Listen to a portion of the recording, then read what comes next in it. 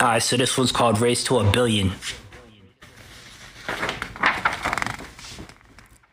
There's a guy who just boarded a plane that is bound for a city. Yo, I feel like I already told this story before, but I'm gonna tell it again because I don't think I read the whole thing, but it goes a little something like this. There's a guy who just boarded a plane that is bound for a city where he is headed to perform for one night only. Lost in all of the lights as a dreamer turned billionaire on his cell phone, shot calling on a global skyline above the kites he used to wish he had money to buy. Now he's the new MJ. They call him the man who could fly. Writing rhymes on his cell phone with the bottle of Michael Cornelio open, a mock drink just for him and his friends. Before every show, they pop customized champagne bottles of Moet and Chandon, collecting the bottles just to forget them. A private plane filled with models only just to swallow. Feeling like he hit the lotto, no thoughts for tomorrow. Cracking jokes as the HNIC explains how he wants the show to go. Yo, Donnie, you ever thought you'd make it this far, though? From Prince Rao to the Dawn, though. They call me H to the N-I, C to the yes I. Been around the world like the Kid B from Bed-Stuy. R.I.P. to Left Eye. My city is the Mecca, and I'ma win the film festival in Tribeca. I sold a bunch of records, this is chess, not checkers. I still go to college, but it's too late to redshirt.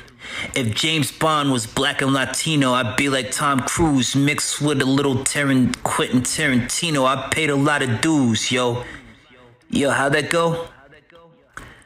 It truly takes the synergy only found in a select group of friends for a supernova like the superstardom to occur for one individual lucky enough to have super friends to be a supporting cast. The question is, how do you find super talents that are possessed by someone where there is not a battle of egos or clash of the titans? Know your business. Know the people who to know in the business. Know your worth. Have a good idea of who values themselves in your circle. Do they know their value? Choosing the right major is important. Waste no time. This life is not for the faint of heart. Graduating college is important. Having friends that are nerds are important as well. I chose psychology as a major for many different reasons. Psychology is a tool. It helps you discover the world around you and yourself, and the self others present to others, as well as the self that we don't. But in business, it helps us pull the parachute string in the nick of time when needed in case plans don't go as intended and you must abandon ship.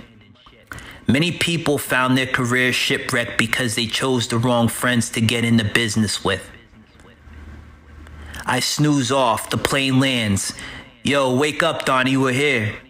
I grabbed my carry-on and my sunglasses and we all slowly began to get off the private plane to hop in a Suburban to head to the hotel. My think group, who I call the Brainiacs, and I. The show is not for 6 hours, which means we have an hour or two to be at the Sixers arena where we will be a part of the opening act for the game. This is the opportunity of my dreams. I feel like I'm Jay at Madison Square. All of this would not be taking place if I didn't have the right crew to help me get here. On the way to the hotel, one of my agents tells me a DJ from Power 99 FM, the Philly radio station, will be at the hotel to do an interview with me. I said cool, low-key, totally stoked for another first-time opportunity that is completely legendary for me. A new artist on the scene, our plans to get to the hotel. My personal barber will be there to cut my hair, do the interview, then prep for the show for a half an hour and head to the Sixers arena, which is 5 minutes from the hotel. As soon as we get to the hotel, we hop out of the Suburban. Security walks us in. A crowd of fans from the hotel rush us for autographs, asking to take pictures with them. I sign a few autographs, take a few pictures. Before you knew it, we were in.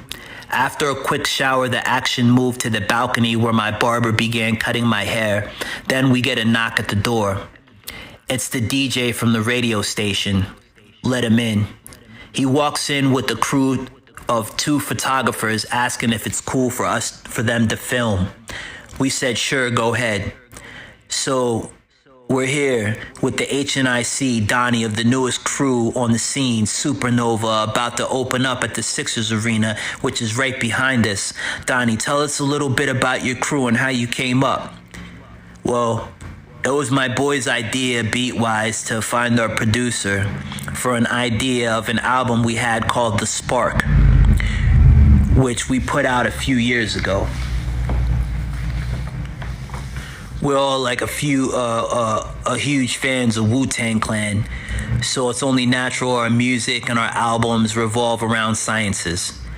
The supernova it's like when a star is born or after it expires. We felt like in our city we're the center of the universe. When it came to our style, we're the most unique. Our crew is huge, so that's where the name sort of originated from.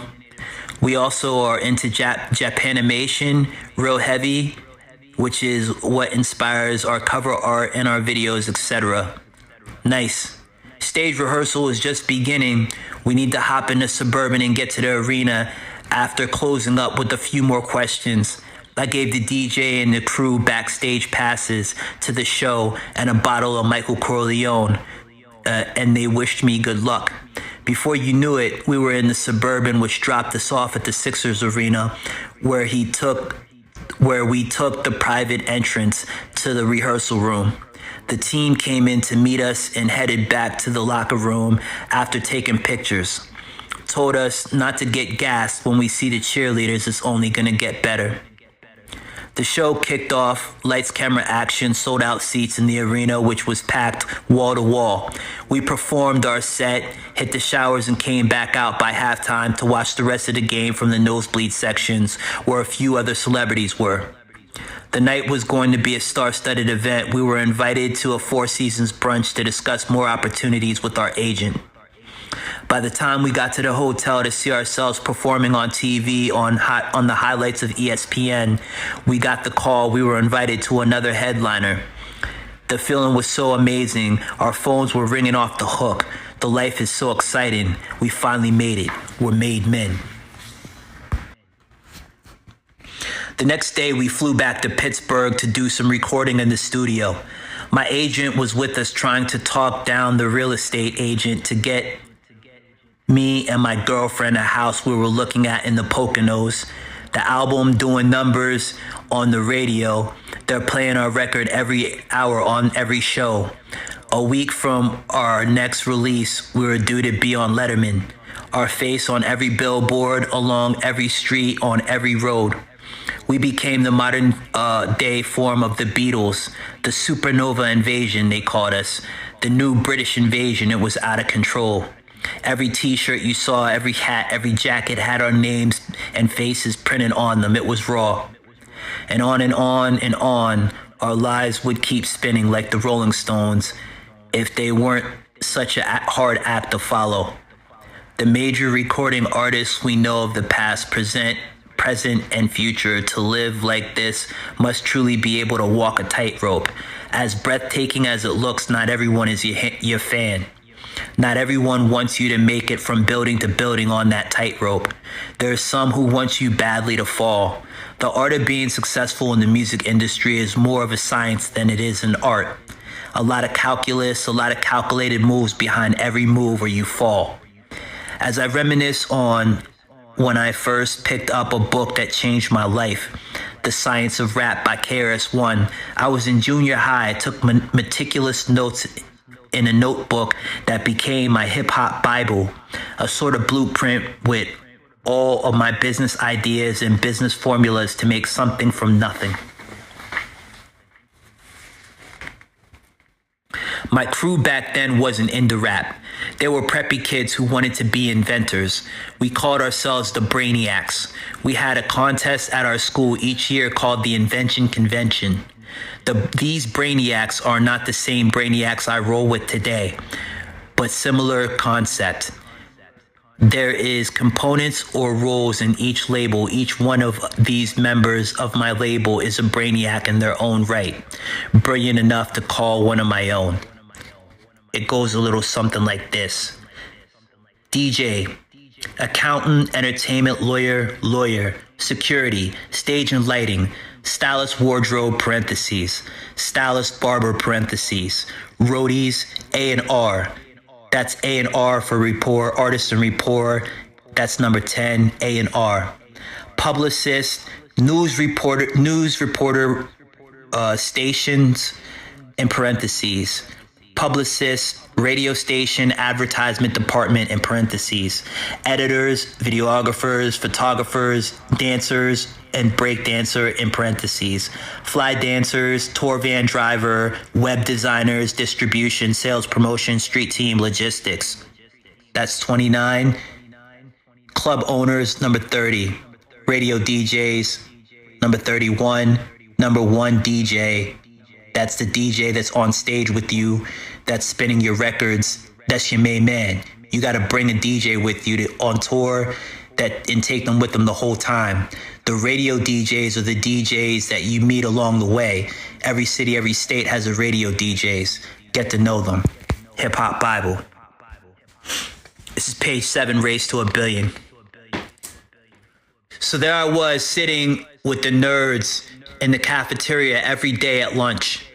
There was the jocks, the cool preps, then the nerds on 3 different corners. The most popular chicks sat in the middle of the cafeteria, and the monitor of the lunch period, which was a study hall for some who ate first half, and lunch for us was overseen by my gym teacher, who one day brought in a microphone to spice up the boring event, but probably to keep us out of his hair mostly. In the beginning, he would give away free ice cream tickets, but then he started challenging us by having contests for the tickets, like who could do the best famous person impression or who had the best hidden talent. One day I made all the chicks laugh by doing an Elvis Presley impression while singing the song Yo-Yo Ball, like, hey man, it's a yo-yo ball. Commercial tune. They loved it. The guys who were the jocks already knew me from the football team where I sat the bench every year. They saw that I had the synergy, so they invited me to their table. From then on, I was the class act. From class clown to class act, it all changed in 1 year. When we had a color challenge, the school was divided into 4 colors, and every student was given a bandana. Red bandana, blue bandana, orange bandana, and maroon. The theme for the color challenge was Don't Do Drugs. Every team had to come up with a song. So I wrote a song called I Don't Play That to the UNITY beat by Queen Latifah. And the orange team took the cake. From that point on, I had the rapper's bug.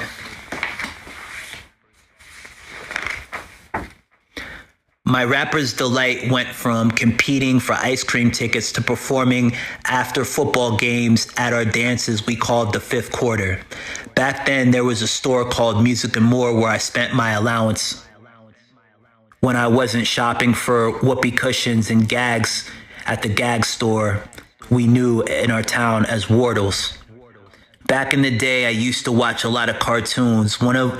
Was a cartoon of a hare and a tortoise. I feel like in my lifetime, in a lot of situations, I identify with the tortoise. My folks noticed this about me, but tried their best not to let it cause me to be stigmatized as different. Nevertheless, ambidextrous and blessed by the best, hated by the rest, the diary of a wimpy kid began like this on a fallen star wishing. I rub my eyes to open them again. I am in my girlfriend's living room. We're sitting on her couch holding hands. I wake up out of a quick nap on her shoulder. She says, "Did you miss me? Where did you go?" She said, "I was in the kitchen making you supper." "What is it?" Surprise. Everyone comes out the kitchen singing for He's a Jolly Good Fellow. By the time they get to Nobody Can Deny, my agent was singing the last note. He said, "Cut the cake. It was made out of a house. You said you got it? It's yours. We got it, babe." My girlfriend brings me the keys. She said that's not all. So during this actual, like when this like is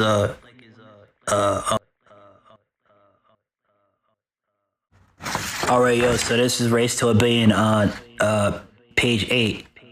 But yo, listen. So whenever they come in with the cake, they come out of the living room, and she's like, but that's not all.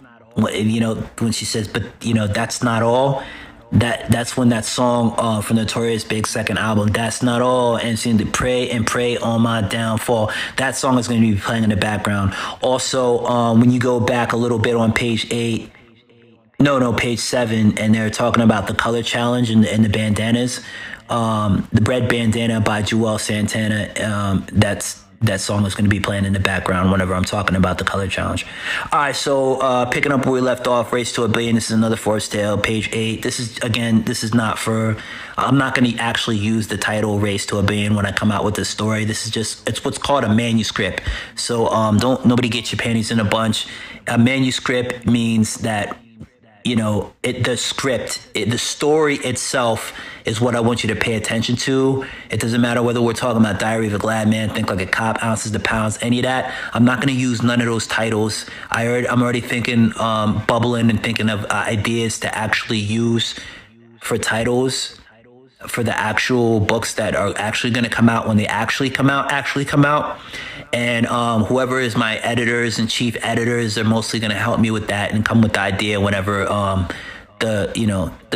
it comes time to actually come out, put it out, and then come with the the name, because it makes no sense to hype up a story and then somebody steal your idea before you get to use it. So we always do the title last because it's the story that counts. All right. So this is just a manuscript. So just stick with that part. All right. So where I left off. Okay. So, but that's not all. She brings me the keys and says, but that's not all. Guess what else, baby? You got picked up by Universal Music Group. It's only a few $1 million, but I'm working on more. I pass out on the floor. My crew comes in and pops bottles of Michael Corleone champagne and soaks me from head to toe. Our mock drink, which is our mock drink, pick me up and carry me out on the porch. How's it feel, superstar? I should be asking y'all the same thing. Are we gonna let this money get to our heads? Hell no, man. We going out like Michael Jordan style. We're going to be like the Chicago Bulls for these 6 rings. I can't believe this is happening. Yeah, you can't believe this is happening. Is everything okay in there? Yeah, they're waiting on you. You're the H&I of this shit. You're the H&IC of this shit for real now. What's the plan, Mr. Emperor, with your new groove? Let's record. You feeling it? Yeah. So we all go to the basement and turn on the equipment to record one last time in the studio before we gear up and head to the Poconos. After a long night of recording music, we continued celebrating listening to songs we recorded for the new album to the wee hours of the morning. When I finally fell asleep in the living room couch in my lady's arms again, finally by ourselves, she kicked everyone out and locked the door. Champagne bottles on the floor, cigar ashes, music, and more. Kept us entertained to the point our guests, most of them, passed out on the floor. My lady thought it was rude, so she ushered them all to the door. Babe, what? I got something to tell you. What? I'm pregnant. She pulled out a sonogram and showed me. No way. It's a boy. I passed out again. I wake up with an ice pack on my head, which bumped the table when I fell out. Are you sure it's mine? Baby, it's yours. Oh shit. What do you mean, oh shit? What do you want me to do about the tour? Well, I can be with you most of the way, but what do you mean, what about the tour? You only need to take off a month. We'll be just fine. Oh my God, baby, I love you. Do you want to have this baby? Of course. I just want to be sure you're ready. Too late now. Yeah, true story. I'm just shocked. The last time I ended up not being the father. Baby, I remember you telling me about that. I'm not like her. I'm sorry you went through that, but you got me forever. I know. I guess we should be like telling my agent. Okay, baby, I'm going to get you some more ice. I passed out again. Oh my God, you're worse than me. I'm going to the store to get the ice. I'll be back. I hear the door slam and wake up and grab my phone and call my agent, let him know what's up. He said he was happy for us and he will be at the new house waiting to show us around, but he couldn't wait up. I said cool and hung up the phone, sat in silence as I pondered what it would be like to be a dad again, but for the first time, this time for real. Right then, my DJ and my beat maker came in the front door. Yo, Donnie, we saw Juanita at the store. She told us about the baby. Congratulations. Thanks. I'm nervous as hell, though. You remember the last baby mama situation? Yup. We with you, bro. Juanita's a good chick. She ain't gonna do you like that. Yeah. True story. So what's the plan? We flying out to see the house. How long are you going to be out there? I don't know, but I need you to watch the house. Get everything ready for us to move. We should be back in a few days. What happened to your head? I bumped it when I passed out. Oh yeah, the ice. Call my girlfriend for me and tell her to grab a bottle of wine from the store. I got you, bro. Yo, Juanita. What's good? Donnie wants you to grab a bottle. She said she got you. Anything else? Nah, he said. He said nah.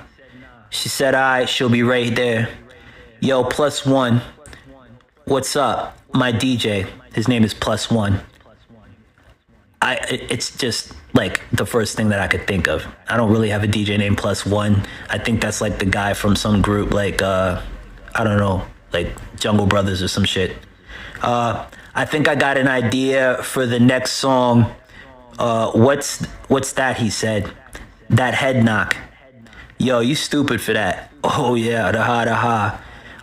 Yeah, yo, you really stupid for that one. Agreed, Mr. Yuck. My beat maker's name is Mr. Yuck. It's just the first thing I could think of. Fast forward to later that day. We just boarded the plane after getting the word from my doctor. It's safe to fly.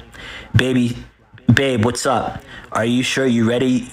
You want this baby? Yeah, baby. Why you ask? You just staring out the window looking off like something's wrong. Just nervous, babe, that's all. I don't blame you. You never really been a real father. I mean, the one time, you know what I mean. My bad, babe. It's cool. It's page 12 of Race to a Billion. Remember, the title is up. This is just a manuscript. I'm not going to use it.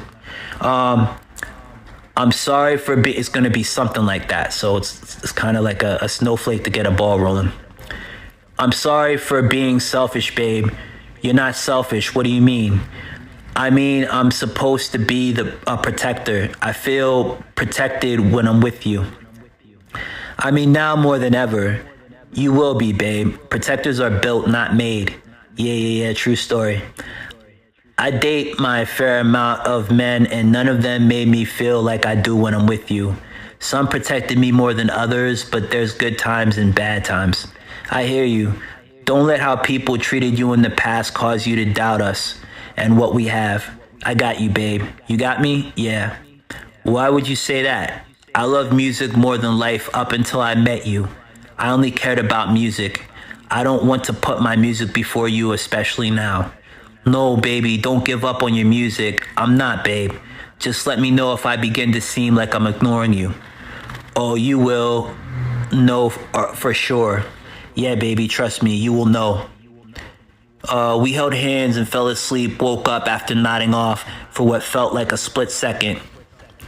The plane landed and we got our stuff. My agent was there to pick us up from the airport. How's everything? You guys good so far?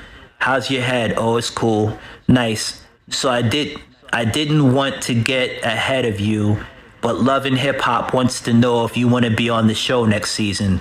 OMG, baby, that's just amazing. Page 13. Are you serious? Yup.